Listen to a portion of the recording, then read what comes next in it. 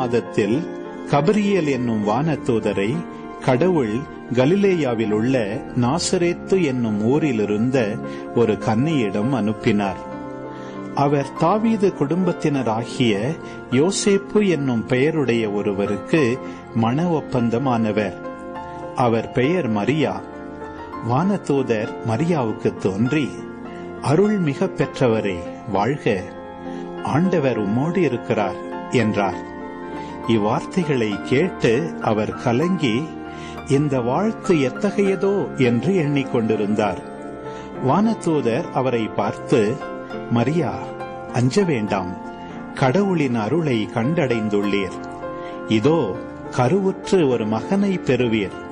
அவருக்கு இயேசு என்னும் பெயரிடுவீர். அவர் பெரியவராயிருப்பார், உன்னத கடவுளின் மகன் எனப்படுவார். அவருடைய தந்தை தாவீதின் அரியணையை ஆண்டவராகிய கடவுள் அவருக்கு அளிப்பார். அவர் யாக்கோபின் குடும்பத்தின் மீது என்றென்றும் ஆட்சி செலுத்துவார். அவருடைய ஆட்சிக்கு முடிவே இராது என்றார். அதற்கு மரியா வானதூதரிடம், இது எப்படி நிகழும்? நான் கன்னியாயிற்றே என்றார். வானதூதர் அவரிடம், தூய ஆவி உம்மீது வரும், உன்னத கடவுளின் வல்லமை உம்மேல் நிழலிடும். ஆதலால் உம்மிடம் பிறக்கப் போகும் குழந்தை தூயது. அக்குழந்தை இறைமகன் எனப்படும். உம் உறவினராகிய எலிசபெத்தும் தம் முதிர்ந்த வயதில் ஒரு மகனை கருத்தரித்திருக்கிறார்.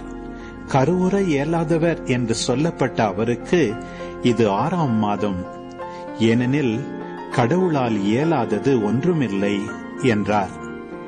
பின்னர் மரியா, நான் ஆண்டவரின் அடிமை, உம் சொற்படியே எனக்கு நிகழட்டும் என்றார்.